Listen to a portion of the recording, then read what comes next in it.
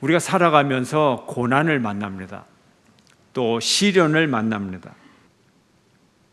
이 고난과 시련을 만났을 때 이 고난도 문제고 고통도 문제지만 이 고통이 어떤 고통이냐, 이 고통을 피해야 되는 건지, 포기해야 되는 건지, 물러나야 되는 건지, 넘어가야 되는 건지, 싸워서 부수고 이겨야 되는 건지, 이런 것들이 더 우리를 힘들게 합니다. 중대한 결단을 해야 되는데 어떻게 결단을 해야 되느냐 하는 거죠.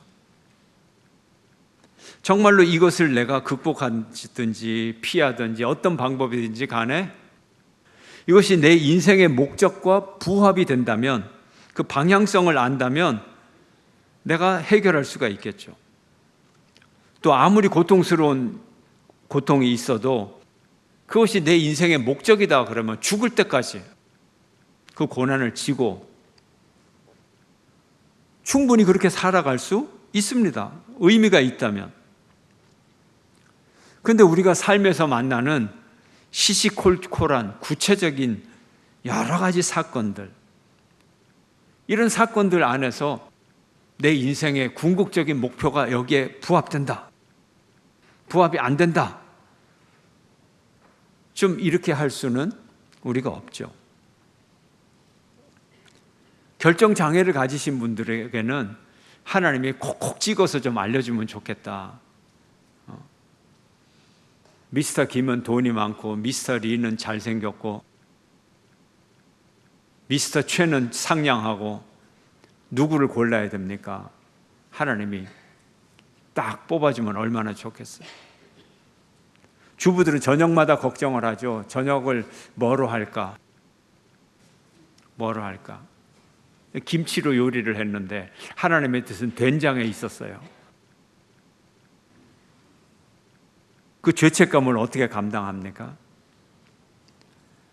우리가 사건, 삶의 여러 과제들, 사건들, 이거하고 궁극적인 우리 삶의 목적, 의미하고 딱 들어맞으면 뭐 얼마든지 할 수 있어요. 근데 그렇지가 않아요. 그래도 내 인생이 전체적으로 하나님과의 관계에서 진행되고 있다, 이런 확신이 있으면, 또 그런 믿음이 있으면 우리가 결단도 하고 삶의 순간들을 의미 있게 잘 살아갈 수가 있어요. 이때 결정적인 것이 뭐냐?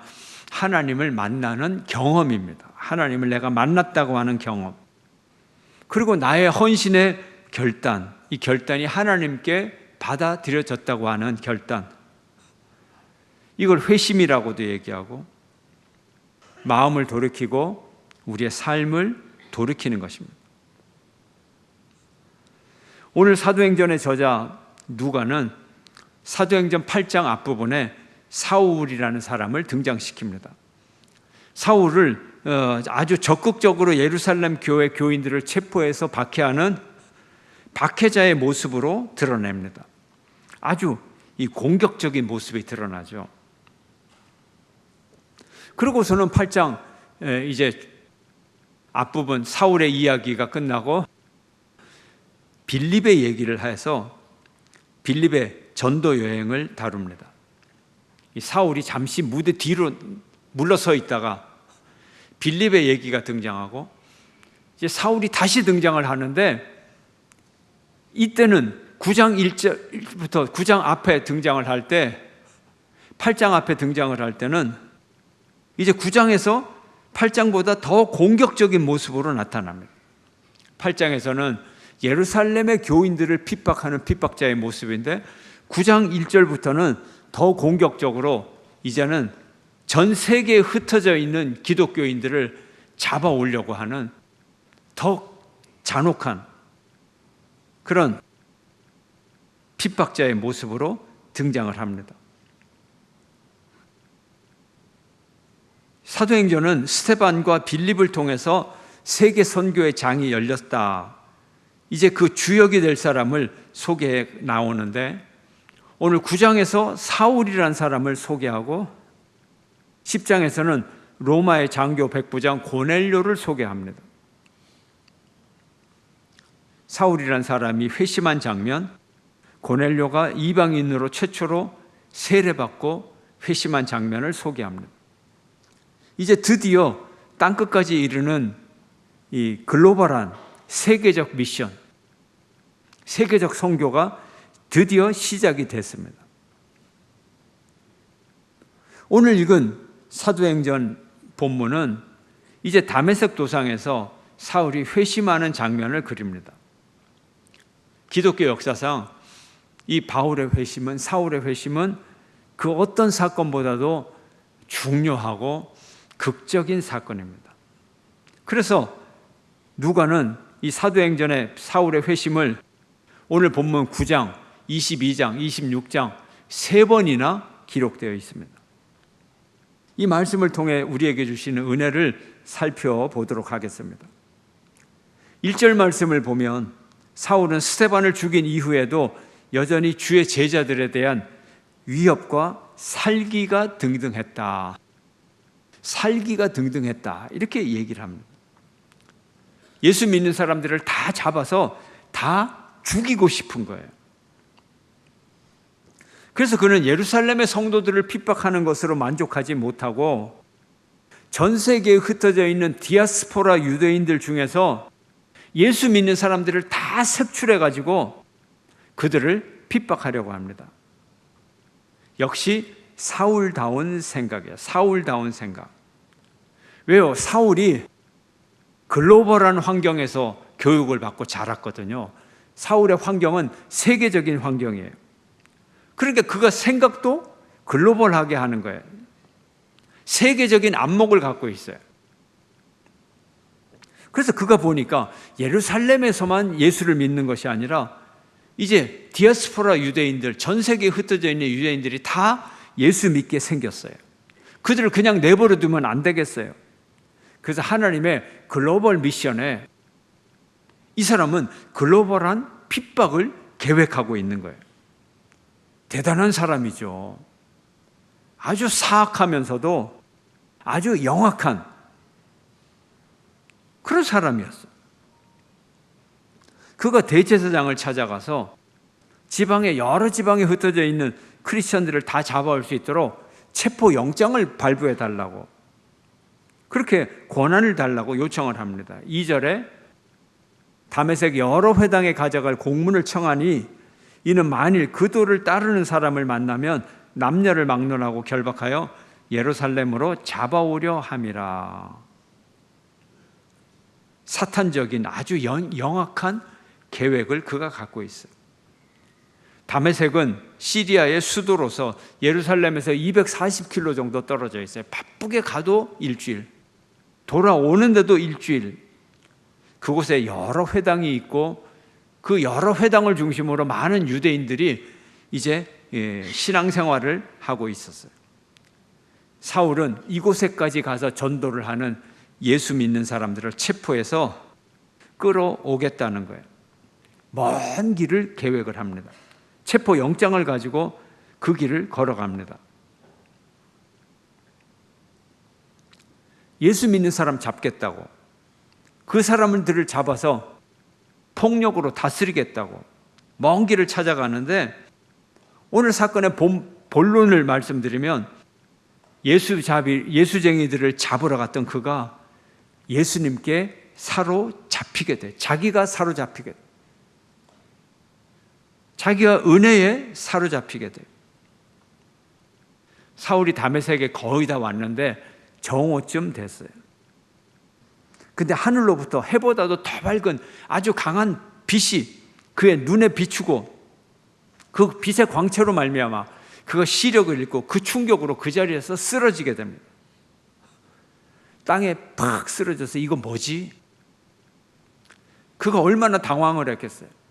강력한 빛이 비추고 시력이 다 눈에 보이는 게 없고 충격으로 쓰러져서 누워 있어. 얼마나 놀랐겠어요. 내가 지금 뭐 하고 있는 건가? 얼마나 두렵겠어요. 그때 한 음성이 들려옵니다. 땅에 엎드러져 들으며 소리가 있어 이르시되 사울아 사울아 내가 어찌하여 나를 박해하느냐 하시거늘 대답하되 주여 누구시니이까 이르시되 나는 내가 박해하는 예수라.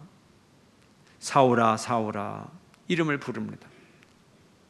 떨기 나무 숲에서 불타는 떨기 가운데서 모세야 모세야 하나님이 모세를 부르듯 예수님이 사울을 부릅니다. 하나님이 나타나신 거예요. 예수님이 나타나신 거예요. 그것을 깨닫게 됐어요. 여러분, 하나님을 만나면 좋겠죠. 하나님의 음성을 들으시면 좋겠죠. 근데 그 음성을 들으면 환청인지 그게 진짜 하나님의 음성인지 어떻게 압니까, 여러분? 그러나 하나님의 음성을 들은 사람들은 압니다. 이것이 하나님이 나를 부르신 거구나. 환청이 아니구나. 그걸 압니다. 이것이 하나님의 현현이에요. 하나님이 압도적으로 사울의 삶 가운데 개입하셨어요. 쳐들어오셨어요. 사울은 그곳에서 3일 동안을 보지 못하고 먹지도 못하고 마시지도 못하고 큰 충격을 받아서 고민하고 걱정하고 기도하고 있었어요. 내적인 갈등이 얼마나 심했겠어요. 내가 들은 음성이 제대로 된 음성인가? 나는 왜 눈이 안 보이는가? 평생을 이렇게 살아야 되는가?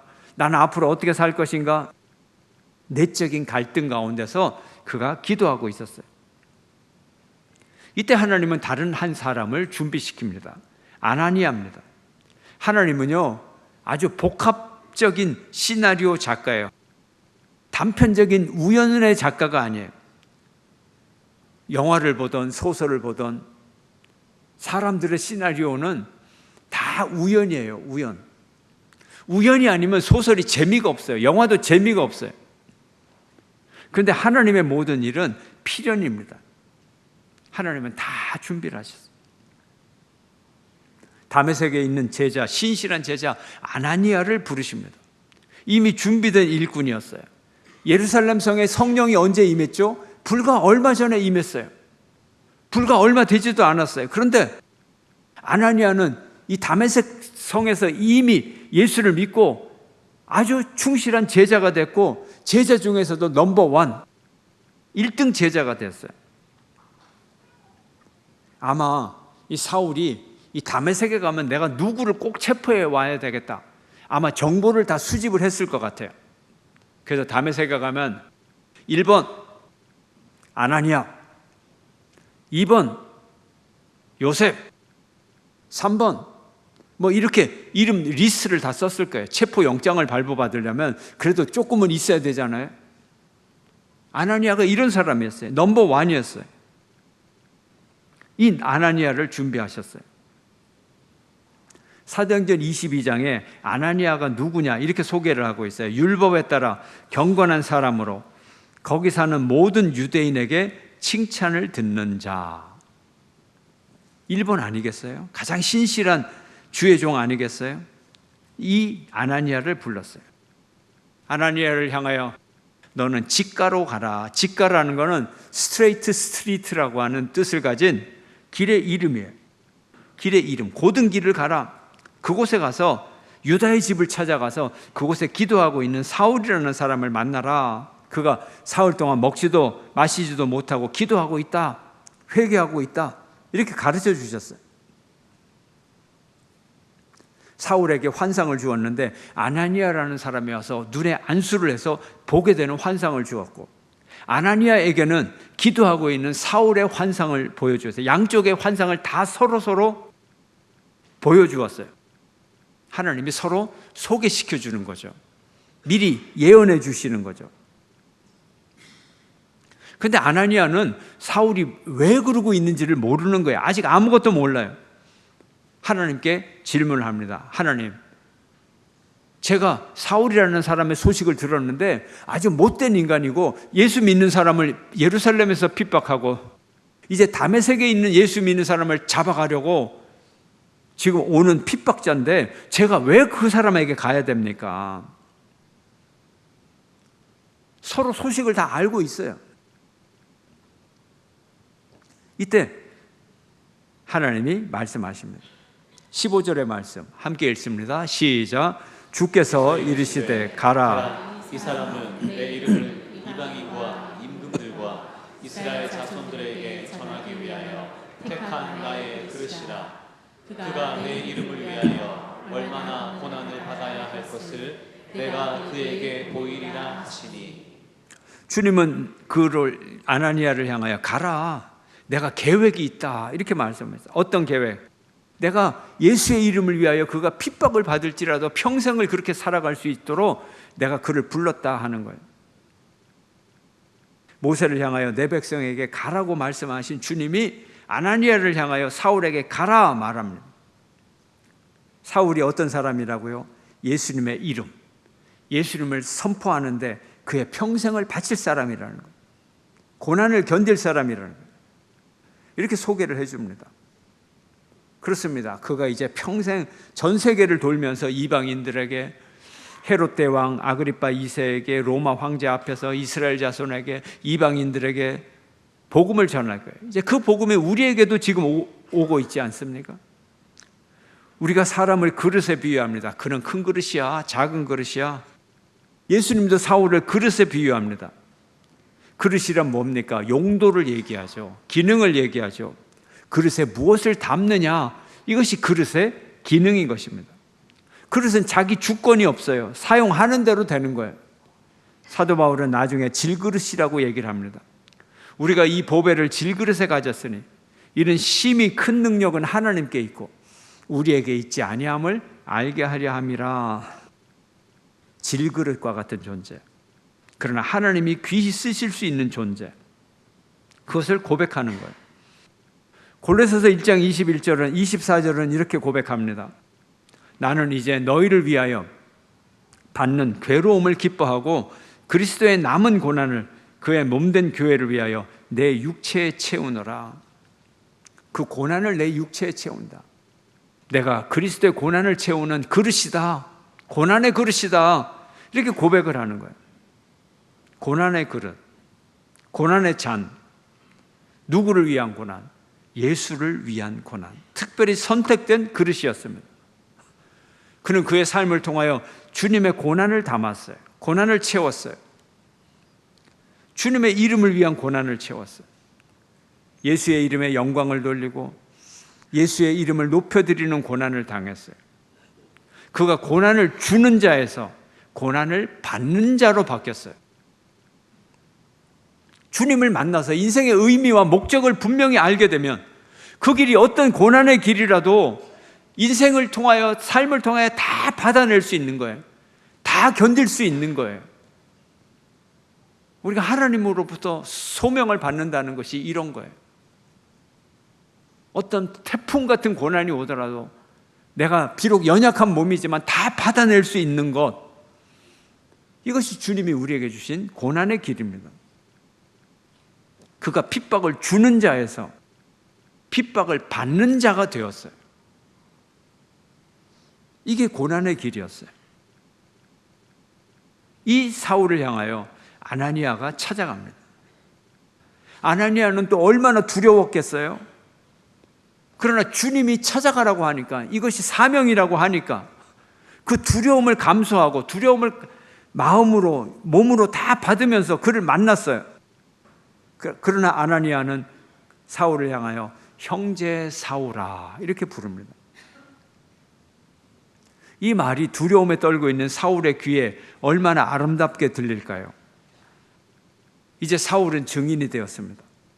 주의 이름으로 세례를 받고 죄를 씻고 성령 충만함을 받고 그가 새로운 인생을 시작합니다.